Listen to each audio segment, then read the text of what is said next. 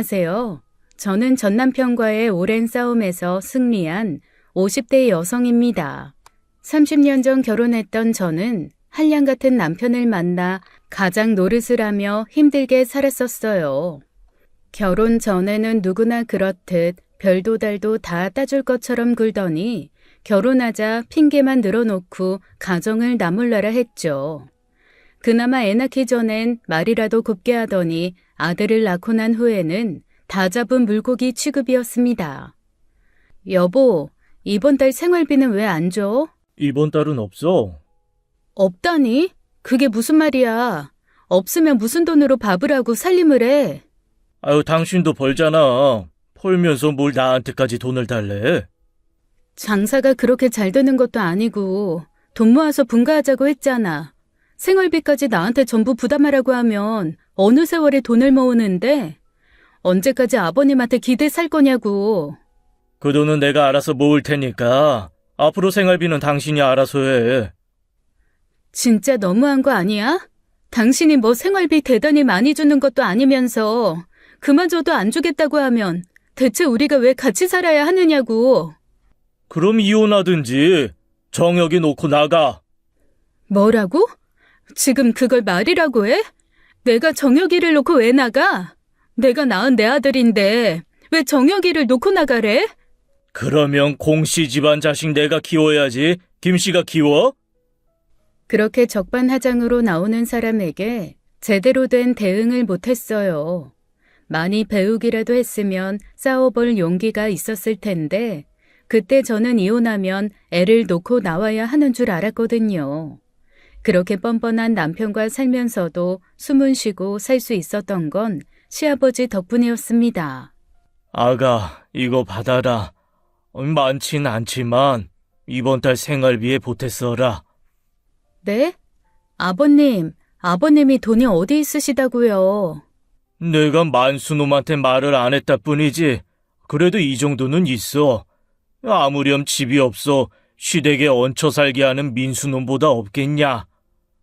특별히 해드리는 일도 없이 아버님 집에 얹혀 사는 것만으로도 너무 죄송한데요. 나는 그저 장혁애미 너한테 고맙고 또 미안할 뿐이다. 아유, 어쩌다 심성 고운 네가 민수 같은 놈한테 얽혀서는. 네가 다 좋은데 남자 보는 눈 그거 하나 없는 게 흠이지. 남편이 남편 역할을 제대로 못할 때 대신 시아버지께서 지갑을 열어주셨습니다.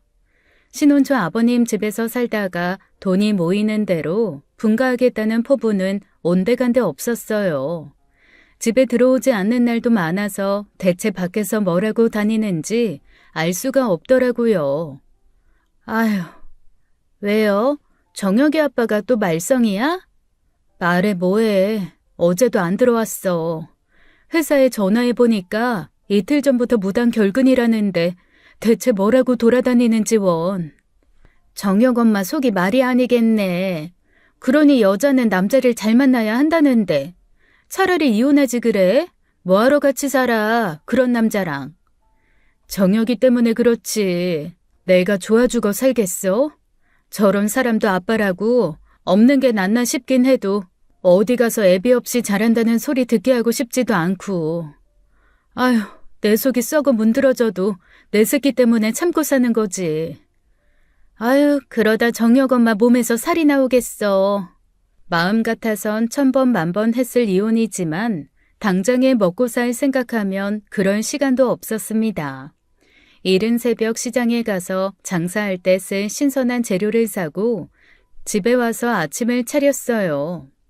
다 치우고 집을 나서는 시간이 9시쯤이었는데 그때부터 점심 장사 준비하고 집에 돌아오면 또 9시쯤 됐었고요. 그때부터 종일 밀린 집안일하고 기절하듯 잠들면 또 그 일과가 반복되었죠. 그러던 어느 날이었습니다. 문득 통장 정리를 하던 저는 예금 통장에서 500만 원이 인출된 것을 발견한 것이에요. 놀라 허둥지둥하던 저는 일단 은행에 가서 알아봐야겠다고 생각하며 집을 나서려던 참이었습니다. 그때 때마침 집으로 들어오던 남편과 마주쳤죠. 어딜 그렇게 허둥지둥 나가? 은행에 좀 가봐야겠어. 무슨 일인데?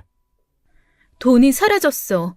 매달 꼬박 모아둔 500만 원이 사라졌다고.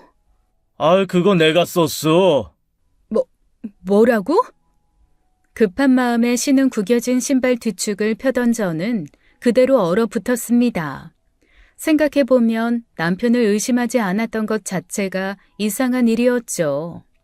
은행에 넣어둔 멀쩡한 돈에 발이 달리지 않고서야 무슨 수로 빠져나갔겠어요. 통장이 어디 있는지도 알고 비밀번호도 알고 있던 남편 짓이었겠죠. 어디다 썼는데? 나한테 말도 없이 왜 돈을 빼? 급한 일이 있어서 좀 썼다. 부부끼리 돈 500 갖다 쓴 게 뭔 대수라고 난리야? 여보, 내가 그 돈을 어떻게 모았는데? 당신이 주지도 않는 생활비 아버님한테 쫌쫌다리 받아가서 모으고 우리 정혁이 새 옷 한번 사입힐 거 옷 주워다 입히고 그러면서 모은 거야. 그런데 나랑 상의도 없이 돈 갖다 쓴 사람이 할 말이야? 내가 뭐 5천을 가져다 썼냐? 500이다, 500. 500은 돈 아니야? 500이든 50이든 내가 모은 돈을 왜 당신이 마음대로 빼가느냔 말이야. 아무리 부부간이라도 이건 아닌 거야. 이게 도둑질이지 뭐야. 뭐, 도둑질? 이게 진짜? 지금 나 치려고? 어디 쳐봐. 어디 쳐봐. 이걸 확. 내가 어련히 알아서 썼겠냐? 넌 나중에 내가 대박 나면 국물도 없을 줄 알아. 남편은 잘한 것도 없으면서 제게 으름장을 놓고 나가버렸습니다. 저는 남편이 그래서 어디 투자라도 한 줄 알았어요. 차라리 그랬으면 그렇게 기가 막히고 억장이 무너지지도 않았을 겁니다. 그 돈이 어디에 쓰였는지 알게 된 건 그로부터 며칠 후에 있었던 일인데 그 일로 정말 죽고 싶을 만큼 힘들었어요. 식당 일을 함께 해주던 종업원이 당일 오전에 갑자기 나오기 힘들다고 연락이 온 겁니다. 미안해, 정혁 엄마. 어제부터 열이 오르더니 눈 뜨니까 도저히 일어나질 못하겠어. 많이 안 좋아? 요즘 독감이 기승이라고 하긴 하더라마는. 오늘 혼자 어떡해? 어쩔 수 없지. 아프다는데 어떡해. 가게는 걱정하지 말고 푹 쉬어. 푹 쉬어야 금방 낫지. 제 식당에서 일한 지는 얼마 되지 않았지만 손이 빠릿하고 수완이 좋았던 사람이었어요. 자세히는 모르지만 남편은 없이 애 하나 있는 거 강릉에 있는 친정 부모한테 맡기고 돈을 벌러 다니는 것 같더라고요.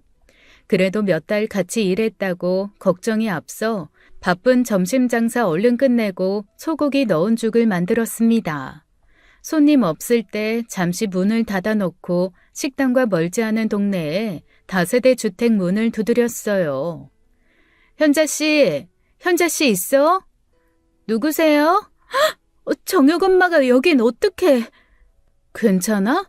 죽 좀 써왔어. 괜찮아. 아까 약 먹고 한숨 잤더니 많이 나아진 것 같아. 그래? 다행이네. 그런데 종업원은 저를 보고 굉장히 크게 놀라 당황한 것 같더라고요. 집 앞까지 온 사람을 집에 들어와 보란 말도 없이 반쯤 닫힌 문에 애매하게 몸을 걸친 채로요. 갑작스러운 방문이 부담스러울 수 있겠다 싶어서 죽만 건네주고 가려던 순간이었습니다. 갑자기 안쪽에서 웬 남자 목소리가 들리는 거예요. 누군데 그래? 추워 죽겠어. 얼른 문 닫고 들어와. 갈게. 고마워. 그때였습니다. 불현듯 이상한 촉이 들더라고요. 그 남자의 목소리가 상당히 낯이 익다는 생각이 들었거든요. 그러자 당황해 안절부절 못하는 종업원의 태도가 무서우리만치 빠르게 이해가 되기 시작했습니다. 제가 힘주어 문고리를 잡자 종업원은 얼른 문을 닫으려는 듯 똑같이 힘을 주었죠. 근데 누구랑 있어? 손님이야. 나도 사생활이 있는데 이 손 좀 놓지? 저는 있는 힘껏 문고리를 잡아당긴 후 종업원을 밀치고 집 안으로 들어갔습니다. 그러자 거실에서 팬티바람으로 누워 텔레비전을 보고 있는 남편이 있는 거예요. 정혁 엄마, 당신이 여긴 어떻게? 지금 이게 뭐야? 설마 지금 둘이? 오해야. 여보, 내가 설명할게. 그러니까 나는. 무슨 오해?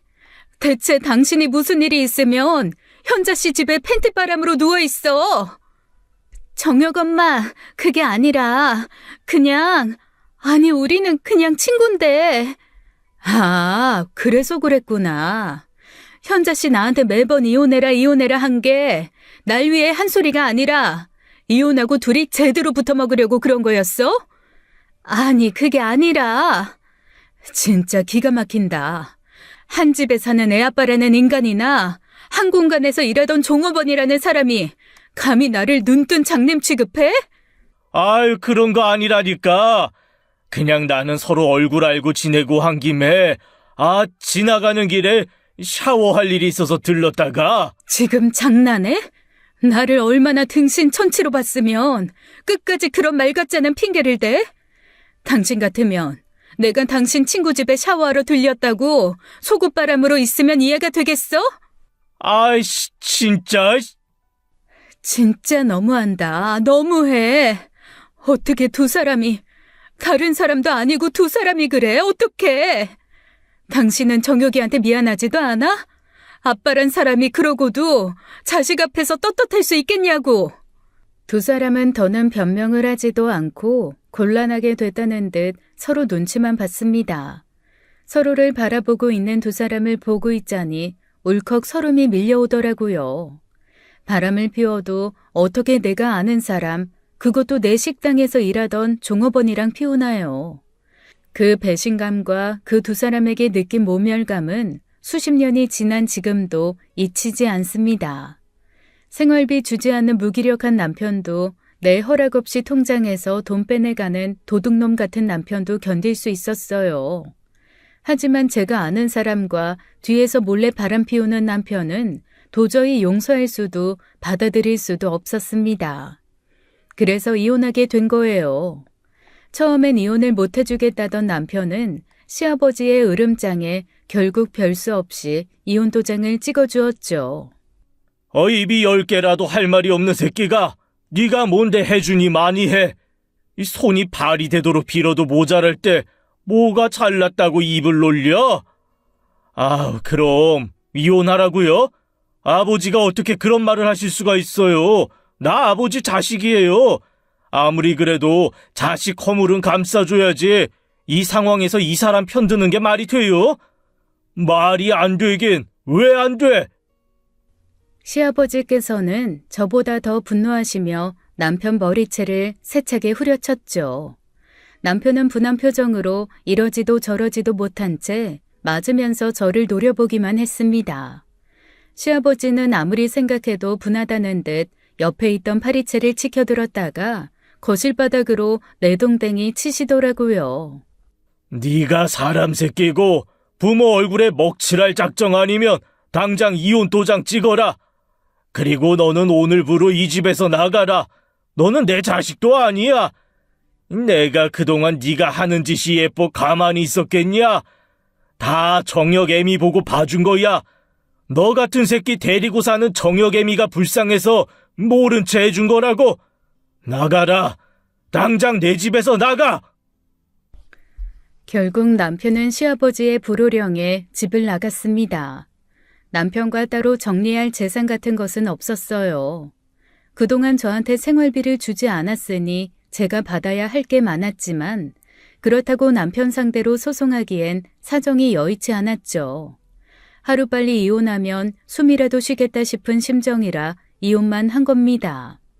남편과 이혼으로 아쉬운 건 시아버님과 헤어져야 하는 것뿐이었어요. 저도 저지만 아버님은 전생에 무슨 죄를 지어 하나밖에 없는 아들 때문에 그 마음고생을 하셔야 했을까요? 짐을 챙겨 아들과 집을 나설 때 시아버지께서 제게 봉투를 내미셨습니다. 이거 챙겨가라. 네? 이게 뭐예요? 그래도 내가 만수노 매비인데 그 자식이 싼 똥은 내가 치워줘야지.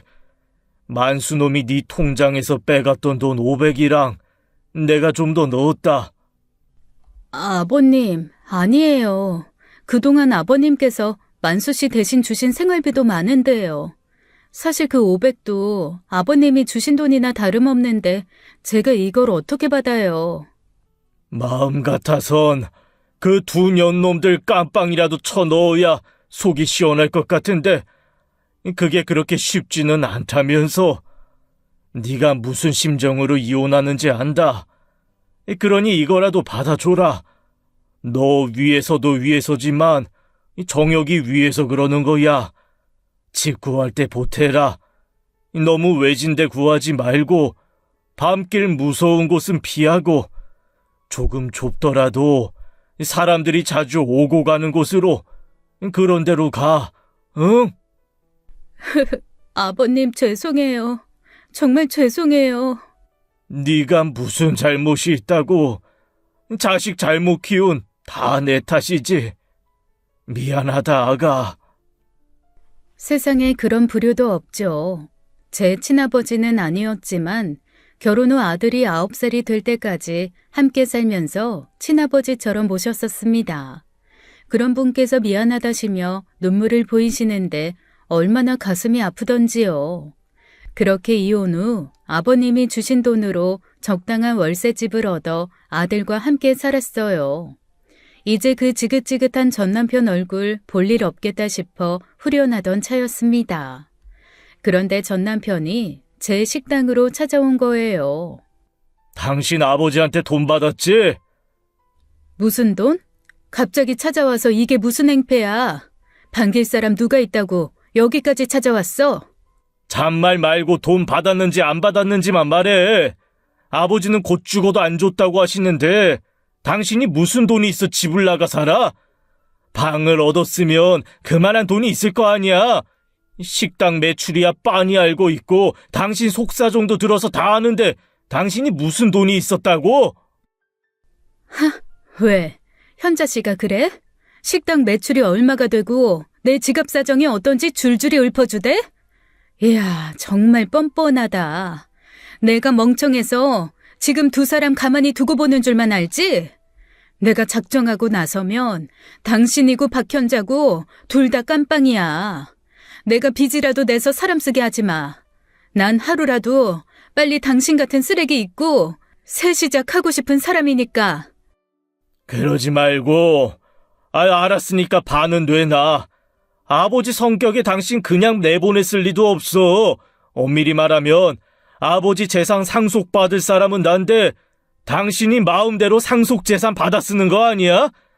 그러니까 적당히 하고 반 내놓으라고. 사람 치사하게 만들지 말고, 어?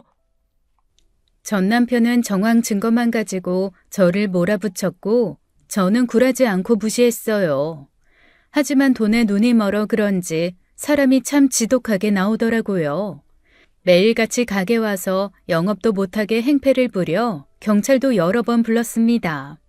하지만 그것도 한두 번이지 이미 인생 포기한 듯 굴며 배째라는 식으로 나오는 사람을 상식적으로 대응하긴 어려웠어요. 고소라는 게 가장 간단한 방법 같지만 시간도 많이 들고 돈도 많이 드는 일이었거든요. 하지만 전 남편에게서 벗어나기 위해서는 어쩔 수 없어 적금 금지 명령에 영업방해로 고소했죠. 그러자 전 남편이 그러더라고요. 그래 해라 해. 어차피 공만수 인생 종쳤다 이거야. 내가 고소 그까짓 게 무서워 비리비리하게 굴겠냐? 깜빵이야 갔다 오면 그만이고 갔다 오면 나는 더 무서울 것도 없어. 겪어보니 미친 사람을 상대하려면 두 가지 방법이 있더라고요. 똑같이 미치든지 피하든지. 결국 저는 피하는 길을 택했습니다. 저 혼자였으면 어떻게든 피해 살았겠지만 멀리 사는 친정 부모님께 해가 될까 무서웠어요. 아들에게 무슨 짓을 할까 두렵기도 했고요. 그래서 결국 울며 겨자 먹기로 수년 동안 했던 가게를 접고 이사도 가야 했습니다. 이사한 곳에서 다시 식당을 열었지만 쉽지 않았어요. 저희 같은 사람은 단골 장사인데 그 단골 다 포기하고 맨땅에 헤딩하듯 시작했으니 시작이 쉬울 리가 없었죠. 거기다 주변 상인들의 텃세에 혼자 사는 여자라고 은근히 쉽게 보는 손님들로 마음고생도 이만저만이 아니었습니다. 정혁 엄마, 그러지 말고 재혼이라도 하는 게 어때? 그게 정혁 엄마한테도 정혁이한테도 나을 수도 있어. 아무리 시대가 바뀌었다고 해도 은근히 혼자 사는 여자 만만하게 보는 사람들 많아. 제가 뭐가 잘났다고 재혼을 해요. 가진 것도 없고 애 있는 저랑 살겠다는 남자가 어디겠어요. 전 그런 욕심 없어요. 그냥 죽을 때까지 전 남편 볼 일 없이 우리 정혁이만 잘 크면 그뿐이에요. 그 마음이야 알지만 너무 힘들잖아. 안 그래? 지금이야 어떻게 정혁 엄마 혼자로도 되겠지만 나중에 정혁이 더 크면 학비도 그렇고 혼자서는 보통 일이 아닐 거야. 제가 더 열심히 살아봐야죠. 엄마잖아요. 새로 알게 된 지인들은 하나같이 제 걱정을 해주며 재혼을 권했습니다. 하지만 이혼한 지 얼마나 됐다고 또 남자랑 살고 싶겠어요. 죽어도 안 하겠다고 결심한 건 아니어도 제가 살기 위한 수단으로 남자와 살고 싶진 않았습니다. 그렇게 되면 또 더러운 꼴 다 보면서도 버티고 살아야 할 게 분명했으니까요. 무슨 수를 써서든 제 힘으로 아들을 키우며 살아야겠다 고군분투하던 어느 날이었습니다. 이혼 후 3년 만에 집으로 면접교섭 이행 청구서가 날아온 거예요. 남편이 법적인 조치를 해 제 주소를 알아낸 후 아들을 보여달라며 신청한 것이었죠. 이게 뭐야? 당신 뻔뻔하게 정혁이 얼굴 보겠다는 거야? 내가 너랑 남됐지? 내 새끼랑도 남이 됐냐? 아, 너가 뭔데 정혁이를 잡고 숨어? 내가 그러면 못 찾을 줄 알았어? 당신이 정혁이한테 무슨 짓을 할 줄 알고. 내가 내 새끼한테 무슨 짓을 해? 내가 말했지. 정혁이 공정혁이지 김정혁 아니라고. 잔말 말고 보내. 내가 수단과 방법을 가리기 전에 말했지. 난 무서울 거 없는 사람이야. 분하게도 이혼으로 부부는 남남이 된다지만 부모와 자식 간의 연은 끈질겨서 그 사람에게도 제 아들에 대한 권리를 뺏기 쉽지 않았습니다. 저도 여기저기 알아봤지만 특정한 이유로 친권을 빼앗을 수 있지 않는 이상 만남을 막을 수는 없다더라고요. 게다가 제가 억지로 만나지 못하게 하면 양육권을 뺏길 수도 있고 만나지 못했다는 이유로 정신적인 위자료를 청구할 수도 있었습니다. 그 사람이라면 돈 때문에서라도 분명히 그런 짓을 할 것 같아 결국 아들을 남편에게 보내게 된 거예요. 정혁아, 혹시 아빠가 정혁이 힘들게 하면 아니다. 아빠랑 좋은 시간 보내고 와. 맛있는 것도 사달래고 갖고 싶은 것도 사달래고. 응, 걱정하지 마. 괜히 아들이 걱정할까봐 그렇게 보냈는데 아들은 의젓하게 제 아빠를 만나러 갔습니다. 그렇게 한 달에 2-3번씩 만났을 거예요. 그러던 어느 날 전 남편을 만나고 온 아들이 불쑥 그러는 겁니다. 엄마, 나 아빠랑 살까 봐. 어? 그게 무슨 말이야? 아빠랑 살다니. 그냥 그동안 엄마가 나 혼자 키웠으니까 앞으로는 아빠가 키워도 되지 않나 해서. 너 바른 대로 말해. 아빠가 시켰어? 아빠가 아빠랑 같이 살고 싶다고 그러래? 저는 놀란 마음을 추스르고 아들에게 캐물었습니다. 그러자 아들은 순순히 고개를 끄덕이더라고요. 엄마한테 아빠하고 같이 산다고 졸라보래. 아무래도 양육비 때문에 그러는 것 같아. 아빠가 누구랑 통화하는 소리 들었거든. 뭐야? 이 인간이 진짜. 전 남편은 제게 양육비를 받아내기 위해서 아들을 데려가려고 하는 것이었습니다. 더군다나 제가 데리고 살면 자기가 양육비를 보내야 하고 제가 받지 않더라도 나중에 청구할 수 있다는 사실을 알았던 모양이에요. 저는 당장이라도 전 남편에게 뛰쳐나갈 기세로 벌떡 일어났죠. 그런데 아들이 저를 붙잡았어요. 내 생각에도 그게 맞는 것 같아. 맞다니, 맞긴 뭐가 맞아. 너 아빠랑 살고 싶다는 거야? 아빠랑 살고 싶다기보단 아빠랑 만나면서 문득 그런 생각이 들어서. 엄마, 나 때문에 고생하잖아. 낳은 건 아빠랑 같이 낳았는데 왜 고생은 엄마만 해? 아빠도 고생해야지. 아빠는 가끔 만나서 맛있는 거나 사주고 그러면 끝이야? 너 키우는 게 뭐가 고생이야. 하나도 고생 아니야. 너 안 보고 사는 마음고생이 더해. 내가 알아봤거든? 선생님한테도 물어보고. 근데 양육비 그거 얼마 되지도 않는다면서. 엄마는 딱 보낼 만큼만 보내. 대신 내가 아빠한테 더 많이 받아먹고 살게. 솔직히 나 학원도 많이 다니고 싶어. 다른 친구들처럼 축구 교실도 가보고 싶고, 검도 합기도도 해보고 싶은데 엄마 쉽지 않잖아. 가고 싶으면 가. 엄마가 빚을 내서라도 해줘. 아빠랑 살면 아빠가 뭐 다 보내줄 것 같아? 네 아빠 그럴 돈도 없어. 그러니 오죽했으면 양육비 주기 싫어서 널 데려가겠다고 하겠어?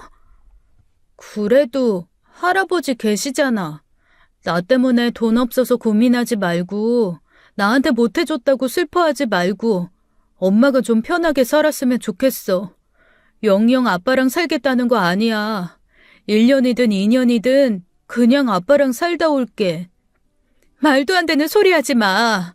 왜 어른들 일에 끼어들어? 엄마가 언제 너더러 엄마 생각해달랬어? 말은 그렇게 했지만 정말 억장이 무너지는 것 같았습니다. 고작 12살이었어요. 12살 된 아들이 저 때문에 너무 일찍 철이 들어버린 것 같았습니다. 당장 숙제나 성적 때문에 고민해야 할 나이에 이혼한 부모 중 누구와 살아야 할지 고민하게 만든 거잖아요. 제가 너무 제 생각만 하고 산 게 아닌가, 애 앞에서 너무 힘든 티를 냈다 후회하고 또 후회했죠. 하지만 그 뒤로 아들은 막무가내였습니다. 절대 허락할 수 없다고 했더니 남편 만나러 간 길에 저 모르게 짐까지 싸서 가버렸더라고요. 정혁아, 너 대체 왜 그래? 엄마 속 터지는 걸 보고 싶어서 그래? 아들이 아빠한테 가서 산다는데 왜 그래? 걱정하지 마, 엄마. 그렇다고 영영 못 만나는 것도 아니잖아. 이제 내가 엄마 만나러 갈게. 조금만 헤어져 있자. 엄마 조금만 편해지면 그때 갈게. 자식 이기는 부모 없다더니 제가 제 아들 12살에 그걸 알게 될 줄 누가 알았겠나요.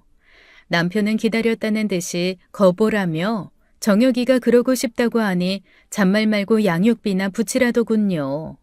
그래서 어쩔 수 없이 아들을 남편에게 보냈는데 그때까지만 해도 그 기간이 그렇게 길어질 줄은 몰랐습니다.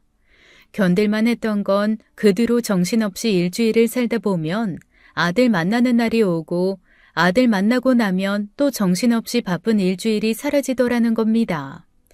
같이 산다고 해서 손이 많이 가던 애는 아니었지만 떨어져 살다 보니 확실히 아무 생각 없이 돈만 벌 수 있게 되더라고요. 그래서 저는 훗날 아들 학비를 위해 따로 돈을 모으기로 했어요. 이혼 전 아들 앞으로 통장을 만들어둔 게 있는데 그때도 30만 원인가 넣어놓고 형편이 어려워져 넣지 못했었거든요. 그래서 오랜만에 묵은 통장을 꺼내 입금하러 갔다가 저는 소스라치게 놀라고 말았습니다. 그동안 시아버지께서 아들의 통장으로 매달 돈을 입금하고 계셨던 거예요. 적게는 3만 원, 많게는 50만 원씩 총 438만 원이라는 큰 돈이 시아버지로부터 입금되고 있었죠. 명절이나 어버이날에 가끔 연락을 드릴 때에도 전혀 말씀이 없으셔서 놀라서 연락드렸어요.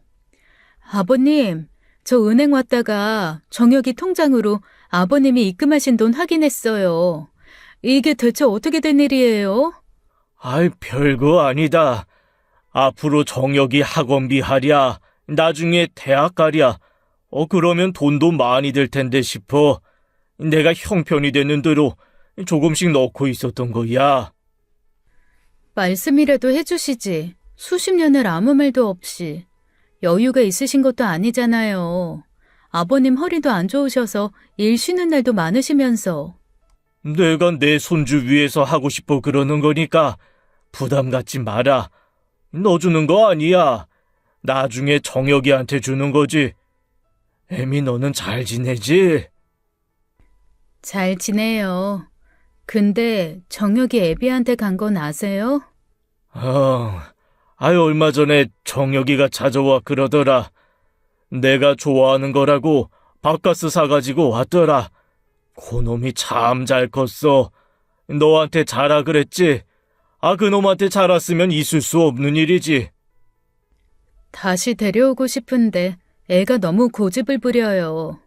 그래도 애썼는데 제가 부족했나 그런 생각도 들고. 너 잘못한 거 하나 없다. 정혁이 그것도 다 생각이 있는 거야. 그놈이 나이만 어렸지. 속에 영감이 들어찼는지 보통 애는 아니다. 그러니 너무 걱정하지 마라.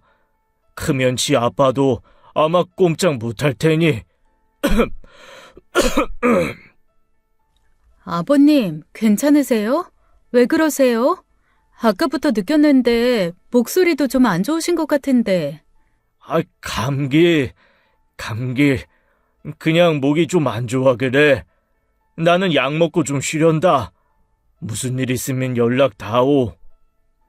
시아버님께서는 그렇게 갑자기 전화를 끊으셨어요. 저는 내심 시아버님의 건강이 걱정되었습니다. 연세가 그렇게 많다고 할 순 없지만 함께 살 때에도 몸이 좋지 않아 한 번 쉬면 몇 달을 누워만 계신 적도 있거든요. 젊어 공사장에서 일하시면서 너무 몸을 혹사시킨 탓이었죠. 결국 그렇게 번 돈을 결혼 전 남편 사업자금으로 주시면서 겨우 남긴 재산은 그 집이 전부였고요. 그 뒤로도 일용직으로 일터에 나가시긴 했지만 금전적 여유가 많지 않다는 건 저도 잘 알고 있었습니다. 그러니 그 돈을 받은 게 마음이 그렇게 편하지 않았던 거예요. 마음이 쓰이던 그날 밤 이상하게 꿈자리도 별로 좋지 않더라고요. 조만간 찾아뵈야겠다고 생각했지만 아무래도 마음에 걸려서 그날 바로 종업원에게 가게를 맡기고 오랜만에 아버님 집에 들렸어요. 아버님, 저예요. 안 계세요? 그런데 아무리 초인종을 누르고 문을 두드려 봐도 아버님은 대답이 없었습니다. 일을 가셨나 싶었지만 어제 몸이 좋지 않았던 걸 생각하면 일을 나가셨을 것 같진 않더라고요. 그래서 계속 문을 두드리는데 옆집에서 누군가 나와 그러는 거예요. 여기 할아버지 찾아오셨어요? 안 그래도 좀 이상하다 싶었거든요. 매일 그래도 신문 가지러 나오시는 양반인데 어제부터 오늘까지 신문도 그대로 있고. 네? 정말요? 저는 그 길로 119에 신고부터 했습니다. 감사하게도 구급대원분들께서 문을 열어주셨는데 화장실 앞에서 쓰러져 계신 시아버지를 발견할 수 있었던 거예요. 바로 구급대원에 의해 병원에 실려갔는데 알고 보니 아버님께서는 뇌출혈로 쓰러진 것이었습니다. 거기다 폐렴으로 호흡기관도 무척 좋지 않았고요. 그래서 바로 수술을 끝내고도 중환자실에서 오래 계셔야 했습니다. 저는 종업원에게 양해를 구하고 가게를 비운 채 아버님 병간호를 자처했어요. 전 남편에게도 그 소식을 전했지만 답이 없더라고요. 나중에 아들만 왔는데 아들이 하는 말에 저는 이를 부득부득 알았죠. 아빠는 어쩌고 왜 너만 왔어? 엄마가 아빠한테도 말했는데.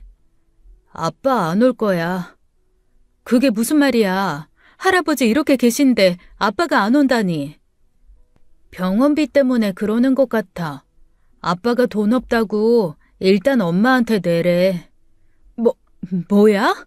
세상에 무슨 그런... 아마 악마도 질겁하며 도망칠 인간이었어요. 어떻게 자기 아버지가 중환자실에 계신다는데 수술비 부담된다고 안아볼 수가 있나요? 전 남편에게 대단한 걸 바란 건 아니지만 적어도 자식 노릇은 해야 하잖아요. 젊어서 그렇게 마음고생 시켰으면 최소한의 양심이 있어야죠. 결국 아버님 병원비는 제가 전부 부담했습니다. 모아둔 돈 얼마에 아버님이 아들한테 입금해둔 돈이 있어 부담할 만했죠. 수술 후 3일 만에 눈을 뜬 아버님께선 제 얼굴을 보시곤 갑자기 세상 무너진 사람처럼 얼굴을 일그러뜨려 울기 시작하셨어요. 네가 여기 왜 있어? 정신이 좀 드세요? 저 알아보시겠어요? 네가 왜 여기 있느냐 말이야? 아이고, 내가 갔어야 했는데 내가... 그게 대체 무슨 말씀이세요? 아버님이 가시긴 어딜 가요? 아직 나이도 한창이시고 이렇게 정정하신데 왜 그렇게 약한 소리 하세요? 왜 나를 살렸어? 왜? 뭐하러 나를 살렸어? 이 미련한 거사. 그럼 살려야지. 돌아가시게 둬요? 자식이 어떻게 다 죽어가는 부모를 외면해요? 내가 너한테 죄인이다. 내가 너한테 죄인이야. 아버님, 저는 그 사람 만나서 다 싫어도 아버님이랑 우리 정혁이 만나게 됐으니 됐다 싶어요. 만수 씨랑 엮인 년은 그만 있고 가끔 이렇게 만나서 함께 살아요. 한번 아버님이시면 저한테도 아버님이시지 어떻게 외면하고 살겠어요. 고맙다. 고맙다, 아가. 살다 보면 참 지독하게 떨어뜨리고 싶은 인연이 있는가 하면 절대 놓고 싶지 않은 인연도 있는 법이죠.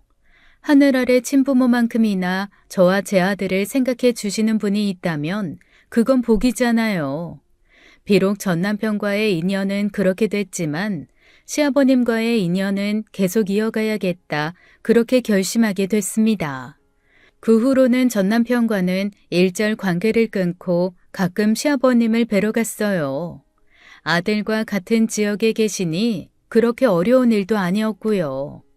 아들 만나러 갈 때마다 모시고 가서 맛있는 것도 사드리고 철마다 옷 한 벌씩 사드리곤 했어요.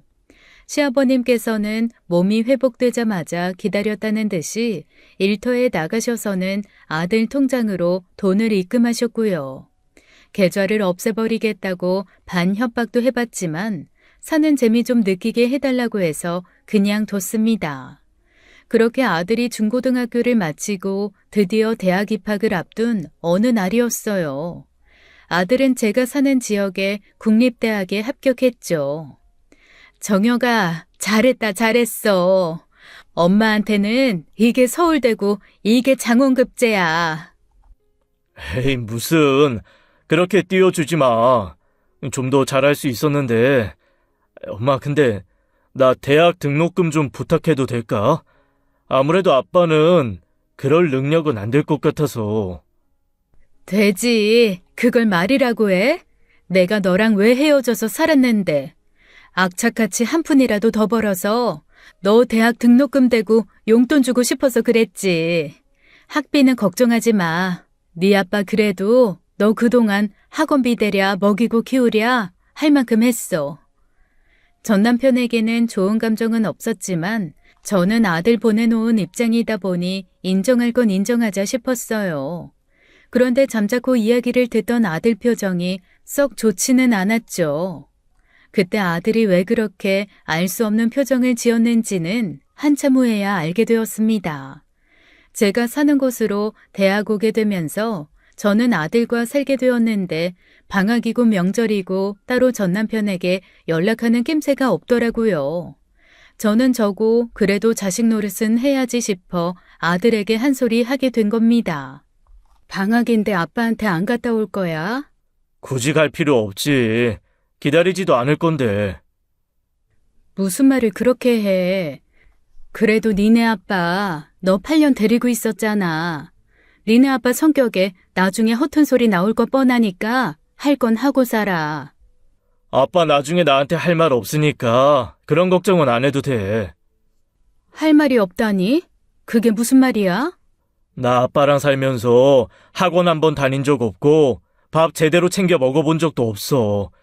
아빠가 만나는 아줌마들이 가끔 챙겨주기는 했지만 아빠가 나 위에 한 건 없단 말이야. 엄마한테 양육비 받은 거 다 쳐도 나한테 쓴 거 반도 안 되니까 그런 걱정하지 마. 잠깐만, 정혁아. 그게 무슨 말이야? 아들은 아무렇지 않은 듯이 덤덤하게 얘기했지만 저는 그 얘기를 듣자마자 가슴이 쿵쿵 뛰었습니다. 저는 아들을 보내고 8년 꼬박 양육비 한 번 빼먹어 본 적이 없어요. 물론 그게 그렇게 많은 돈은 아니었지만 여유 있을 땐 학원비에 보태 쓰라고 돈을 더 보내기도 했고요. 그런데 아들은 한 번도 학원에 다녀본 적이 없고 따로 용돈을 받아본 적도 없다는 겁니다. 전부 저나 아버님께서 주는 용돈으로 살았대요. 한 번은 운동화가 다 떨어져서 사달라고 했더니 10,000원 주더랍니다. 시장에 가면 그만한 운동화 많다면서요. 근데 막상 시장에 가보니 10,000원짜리 운동화는 없었대요. 당연한 거 아닌가요? 아무리 시장 물가가 싸고 짝퉁 신발이라지만 10,000원짜리 운동화가 있겠어요? 결국 용돈까지 모아서 사시는 게 짝퉁 나이스 신발이었답니다. 애들은 그런 게 또 중요하잖아요. 남들 나이키 신발 신을 때 내 아들만 짝퉁 신발 신고 있었을 거 생각하니 억장이 무너지는 것 같았습니다. 말하지. 엄마한테 말했으면 그까짓 나이키 운동화 하나 못 사줬을까 봐? 그냥 엄마 돈 쓰기 싫었어. 엄마가 조금이라도 더 빨리 모아야 같이 살지 싶어서. 그러니까 오랬잖아. 너 하나 키우는 거 일도 아닌데. 그거 엄마 생각하는 일 아니라고 했잖아. 내가 나이키 신발 하나 때문에 속상할 것 같았음 아빠한테 갔겠어? 엄마, 나는 오히려 아빠가 그럴 때마다 잘 됐다 했어. 괜히 아빠한테 갔는데 엄마보다 더 잘해주면 죄책감 생기잖아. 그래서 나 굳이 아빠 찾아갈 생각도 없고 가지고 있는 짐 없어서 좋아. 정혁아, 너 진짜. 아휴, 진짜 넌 내 아들이지만 알다가도 모르겠다. 다 생각이 있으니 내 걱정은 말고 엄마는 엄마 인생이나 좀 살아. 기껏 재혼하라고 나가줬더니 왜 그 나이 될 때까지 혼자 살아. 그때 매주 금요일마다 제육 먹으러 오는 그 아저씨 말이야. 성희 아줌마가 그러는데 엄마 마음에 드는 눈치 같다던데 어떤 아저씨야? 잠깐만, 이건 또 무슨 말이야? 재혼하라고 나가줬다니. 그때 다른 손님들이 하는 말 들었어. 여자는 애 있으면 재혼하기 힘들다면서. 근데 또 재혼하면 좀 편해지고. 아빠는 이 아줌마 저 아줌마 다 만나고 다니는데 엄마는 나 때문에 아무도 못 만나나 싶었지. 정혁아, 너 대체. 아휴, 문제 하나 없이 잘 자랐다 했더니 아주 엄마 마음 아프게 하는 것도 가지가지야. 왜 울고 그래? 나 진짜 괜찮았어. 진짜 가지고 싶었으면 엄마한테 말했겠지. 누가 그렇게 빨리 철들라고 했어. 그 나이에 엄마 먼저 생각하는 자식이 어딨어?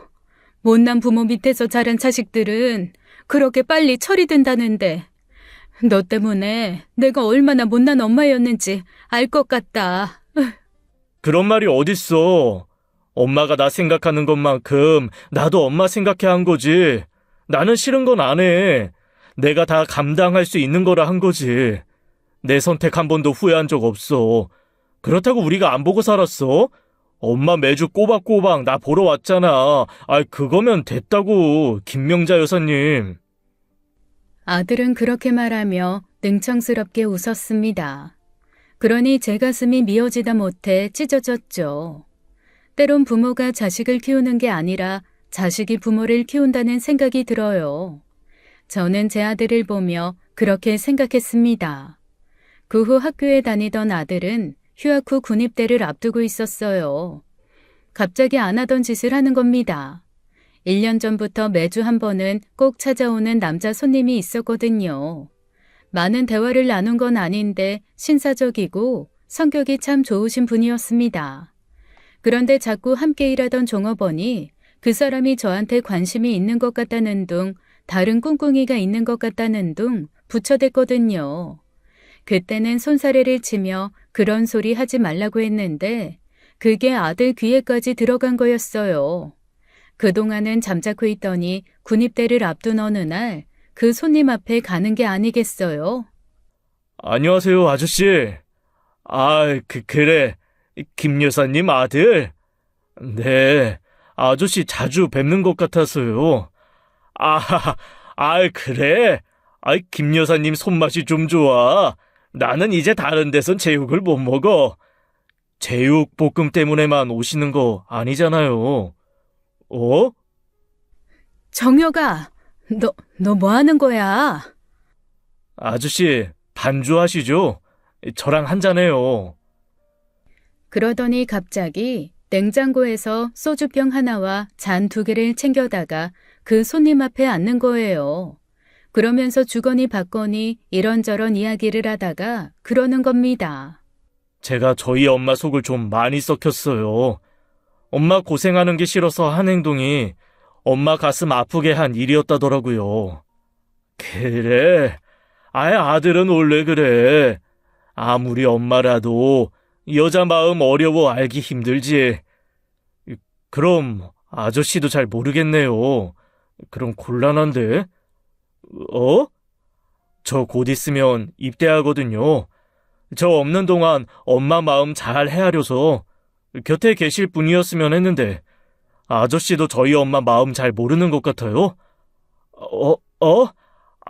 그게 무슨...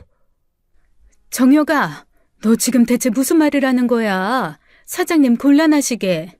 가만히 있어봐, 엄마. 내가 엄마 곁에 아무나 두고 갈 순 없잖아. 아저씨, 우리 엄마 제육볶음 때문에 오는 거 아니잖아요. 남자답게 우리 엄마 곁에 계실 수 있는 분 아니면 앞으로는 안 오셨으면 해서 하는 말이에요. 입대하기 전에 그거 하나는 확실히 해두고 싶어서요. 당돌한 아들의 말에 그분은 깜짝 놀란 듯했고 가만히 아들을 바라보더니 호탕하게 하하 웃더라고요. 김 여사님, 다른 건 몰라도 아들 하나는 참 잘 뒀습니다. 아유, 얘가 주변머리 없이 저런 소리를 잘해요. 사람 민망하게. 아주 든든하겠습니다. 너 이름이 뭐라고? 공정혁이에요. 그래, 정혁아. 네가 먼저 말을 꺼내주었으니 나도 허심탄회하게 묻자. 남자 대 남자로. 그러니까 일종의 허락을 받으라는 거지? 아저씨가 생각이 있으시다면요. 솔직히 지금까지 지켜본 바로는 아저씨 꽤 괜찮은 분이신 것 같거든요. 듣던 중 기쁜 말이다. 그래, 단도직입적으로 말하마. 나 김 여사님 마음에 든다. 의뢰 이런 식당 장사하는 사람들 보면 억세지기 마련인데 네 어머니는 한없이 다정하고 누구나에게 친절해 좋아. 내가 처음 여기 왔을 때 작업 끝나고 오느라 온몸이 엉망진창이었는데도 아랑곳하지 않더구나. 그때부터 느꼈지. 꽤 괜찮은 사람이구나 하고. 저희 엄마 좋은 사람인 건 저도 알아요. 제가 알고 싶은 건 아저씨가 제 엄마의 든든한 반려자가 될 수 있는지 그거예요. 저는 2번 다시 엄마한테 상처가 되는 사람이 있으면 가만히 있지 않을 거거든요. 아이고야, 무섭다 무서워. 김 여사님, 이거 그동안 여사님 몰래 시험에 든 남자들이 많겠는데요. 네가 무슨 말을 원하는지 모르겠다만 이거 하나만 확실히 아마 네가 나라의 부름을 받아 나라를 지키러 가는 동안 내가 김 여사님 하나는 제대로 지켜주마. 그분의 말에 아들은 그제야 시익 웃으며 잔을 권하더라고요. 잔을 유쾌하게 부딪히며 웃는 2 사람을 보며 저는 알게 모르게 마음이 따뜻해지는 것만 같았습니다. 아주 나중에 아들이 그러더라고요. 사람 인연이 참 신기한 게 매주 제육 먹으러 와서 같은 자리에 앉아있던 그분을 보자마자 왠지 그렇게 될 것 같았다고요. 호감 있는 상대를 옆에서 그렇게 붙여대니 별 마음 없던 제 단단한 마음도 저절로 물러지더라고요. 그렇게 그분과 연이 되어 함께 살게 된 거예요. 아들은 속도 좋게 남편에게 아버지 소리를 쉽게도 하더라고요. 그래야 제 마음이 편해진다나요? 그 사람은 친아들에게 관심도 없는 전 남편 대신 아들이 입대할 때도 같이 가주고 휴가며 제대할 때도 같이 가줬습니다. 그런 건 엄마가 할 줄 몰라 아빠가 해야 하는 일이라면서요. 모르는 사람은 두 사람이 친부자인 줄 알아요. 사랑하면 닮는다더니 그게 생판남인 그 두 사람한테도 해당이 되는지 신기하게도 함께 있다 보면 부자가 웃는 모습이 꼭 닮았다는 소리를 듣곤 했죠. 이혼 후 처음 갖는 안정감이었고 온전한 가족이라는 생각을 하며 살았습니다. 그러다 30이 된 아들이 결혼하게 된 거예요.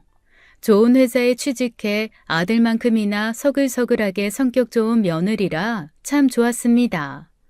근데 아무래도 결혼 문제를 앞두고 있다 보니 전 남편이 걸리더라고요. 아들에게 어떻게 할 생각이냐 물었더니 딱 잘라 그러는 겁니다. 아빠 부를 생각 없어. 아빠 성격에 내 결혼식 축하하러 올 사람 같지도 않고.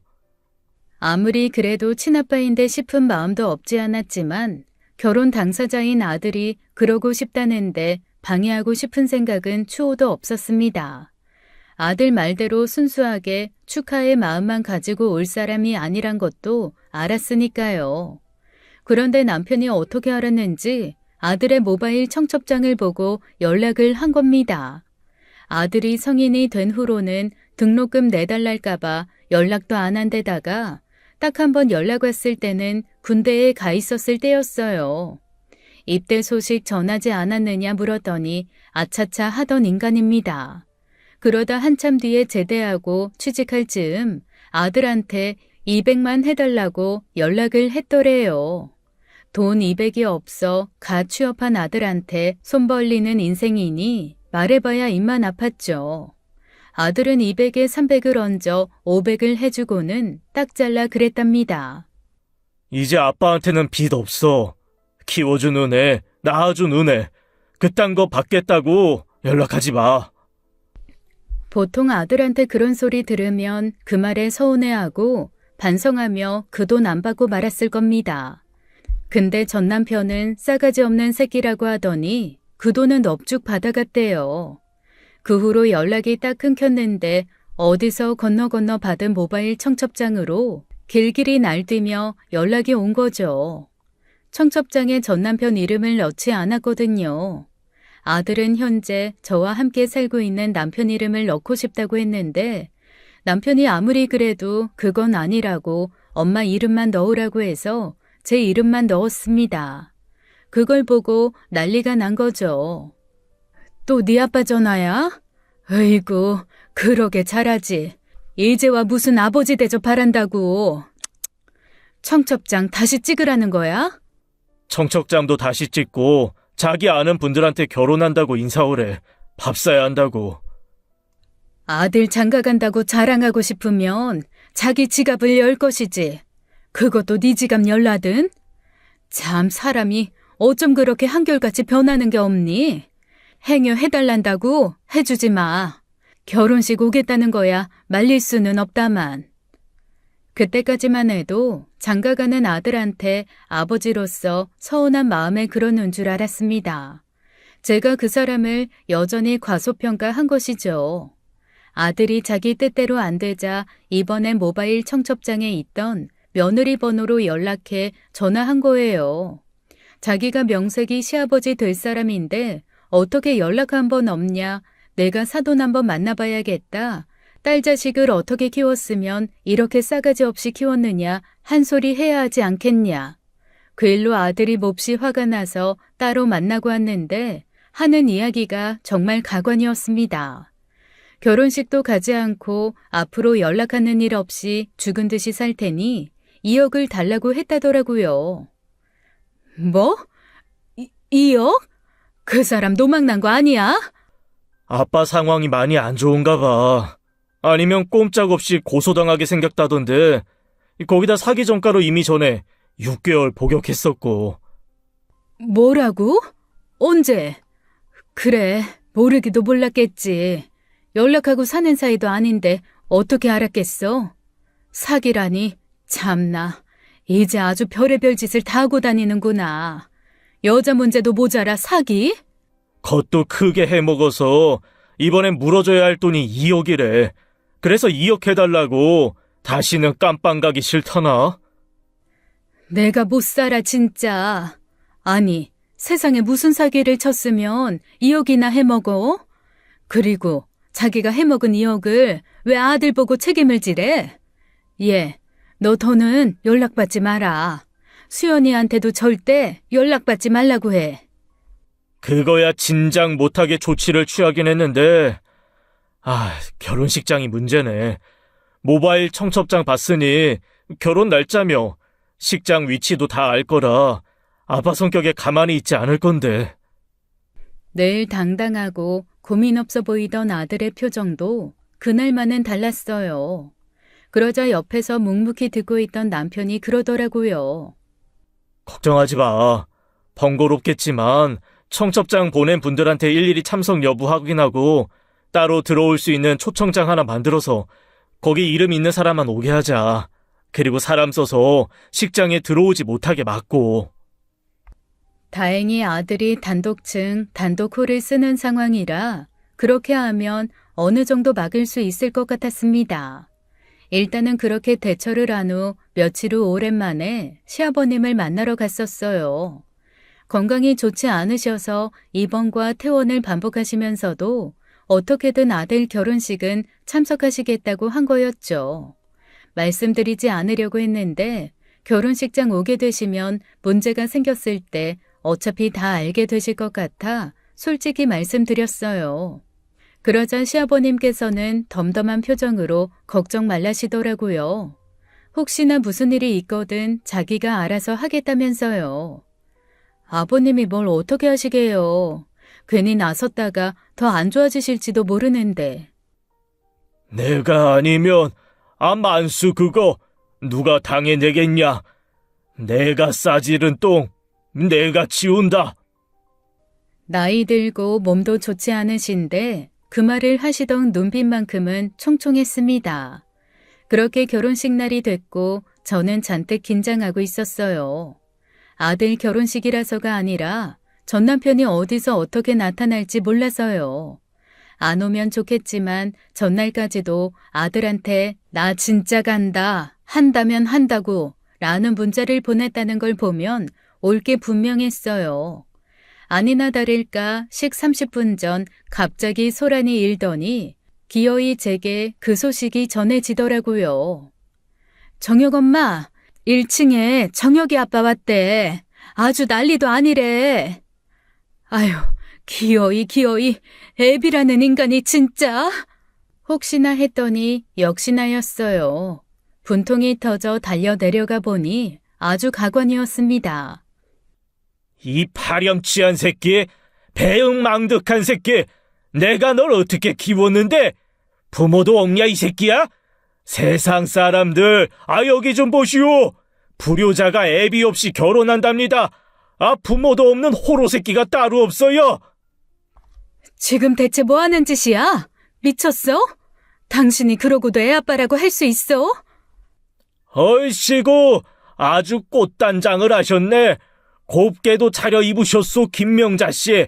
아들 결혼에 한복 얻어 입으니 넌 좋지? 한 것도 없으면서 나한테 애 놓고 가서 대접받는 건 너인 게 말이 되냐? 이 키운 공은 없고 낳은 공만 있다는 거야 뭐야? 노망이 났어도 말은 바로 해. 내가 언제 놓고 갔어? 당신이 원해서 보낸 거잖아. 나한테 꼴랑 몇십 대는 그 양육비 보내기 싫어서 데려가 놓고 양육비 받아서 먹은 게 누군데? 그리고 뭐? 키운 공? 당신이 정혁이 키울 때 뭘 얼마나 공을 들였는데. 애가 운동화가 다 떨어져서 운동화 좀 사달라니까 10,000원 한 장 띡 던져주고 시장 가서 사시느라고 한 사람이 학원은 보냈냐? 내가 매달 꼬박꼬박 내 새끼 입히고 먹이라고 보낸 돈으로 대체 뭘 했는데. 뭘 했길래 애 학원도 안 보내고 운동화 한 짝을 안 사줘? 마음속 깊은 곳에 있던 울분이 끌어올라 견딜 수가 없었습니다. 적당히 상대해서 내보낼 생각이었는데 한번 입을 열기 시작하자 기다렸다는 듯이 설움이 밀려오더라고요. 그러자 남편은 당황했는지 어버버거리면서 두 눈이 튀어나올 것처럼 저를 노려보고 손가락질만 하는 겁니다. 할 말이 없겠죠. 구구절절 틀린 말 하나 없었으니까요. 그래서 지금 자식 새끼가 부모한테 이짓거리 하는데 당신도 두고 보겠다는 거야? 예민한 년이 그러면 안 된다. 말리지는 못할 망정 자식 새끼가 불효를 하는데 그걸 두 눈 뜨고 지켜만 봐? 그래, 나도 도저히 두 눈 뜨고는 못 보겠다. 그때였습니다. 전 남편이 제게 삿대질을 하며 달려드는 순간 가만히 지켜보시던 시아버지께서 나서신 거예요. 시아버지의 등장에 남편은 얼마나 놀랐는지 뒤로 주춤거리더라고요. 자식 새끼가 감히 부모를 본체 만체하고 이 수술에 병원에 있는데도 한 번을 찾아와 보지도 않고 너는 사람 새끼도 아니다. 아버지, 이 배응망덕한 자식의 부모도 못 알아보는 호로 새끼. 너는 왜 여기 있냐? 자식이 군대를 갔는지 안 갔는지 대학에 갔는지 안 갔는지 알지도 못하고 나 몰라라 할 때는 언제고 이제 와서 무슨 자격으로 애비 노릇을 하려는 거야? 아버지, 저는 당장 내 손주 결혼식장에서 꺼져라. 그리고 이 일은 그냥 못 넘어간다. 내가 정혁 엄마랑 정혁이, 그리고 정혁이 철을 위해 하나는 꼭 해줄 건데 너 하나는 내가 어떻게든 끝내고 가야겠다. 넌 내가 싼똥이니까. 시아버지께서는 어디서 그런 힘이 났나 싶은 목소리로 남편에게 호통을 쳤고 그래도 양심은 있는지 아버님께는 아무 말도 못하고 쩔쩔 매더라고요. 결국 신고받은 경찰들이 연행해 갔고 결혼식은 무사히 마칠 수가 있었습니다. 결혼식을 마친 거지 그게 무사히 끝난 것도 아니죠. 소문이 날대로 났으니 사돈댁에도 면목이 없었고요. 아버님께선 사돈댁께도 직접 나서서 자식 잘못 키워 죄송하다시면서 사과를 하셨어요. 다행히 너그럽고 마음씨 좋은 분들이라 그런지 저희 집 유난스러운 사정도 이해해 주셨죠. 그 길로 남편은 얼마 못 가 사기 전과를 하나 더 달았더라고요. 교도소에 들어갔다는 소식을 듣고도 누구도 동요하지 않았습니다. 그게 벌써 1년 전의 일이에요. 부부가 된 아들 며느리는 곧 출산을 앞두고 있고 저희 부부는 시아버님을 가까운 곳으로 모셔 함께 시간을 보내고 있습니다. 감사하게도 저보다 더 연이 없는 제 시아버지를 남편은 친아들처럼 잘 챙겨주셨어요. 그러던 어느 날 아들 며느리와 다 같이 모인 식사 자리에서 시아버지가 그러시더라고요. 내 앞으로 된 그 집 말이다. 오래되고 낡은 집이라 뭐 가치도 없다만 나 죽기 전에 그것 좀 정혁이 앞으로 하고 싶다. 아버님, 정혁이 앞으로 그 집을 상속하고 싶다는 말씀이세요? 나 죽으면 그거 바로 만수놈 거 될 건데 최대한 많이 주고 가고 싶어 그래. 나중에 네 아버지가 달라거든. 그냥 딱 나라가 허락하는 한에서만 줘라. 할아버지, 그건 걱정하지 마세요. 제가 알아서 잘할게요. 그런 걱정은 하지 마시고 그저 건강하게만 계셔주세요. 증손자도 보셔야 하잖아요. 시아버지께서는 기어이 아들 앞으로 현재 살고 있는 그 집을 증여해 주셨어요. 교도소에 있는 남편은 나중에야 알게 되겠지만 그때의 문제는 그때 생각하려고 합니다. 알아보니 그렇게 까다롭거나 복잡한 과정은 아닐 거라고 하더라고요. 아버님이 주신 재산 가치가 그렇게 큰 것도 아니라 남편 앞으로 가는 돈도 많지 않아 소송 비용 때문에 그냥 포기할 가능성도 있다면서요. 새아버지께서는 증손자 보고 가신다며 매일 아침 산책도 하시고 병원도 부지런히 다니십니다. 마음 같아선 늘 곁에 계셨으면 하지만 너무 욕심부리지 않으려고요. 주어진 시간만큼은 그동안 충분히 나누지 못한 가족의 정을 듬뿍 나눠보려고 합니다.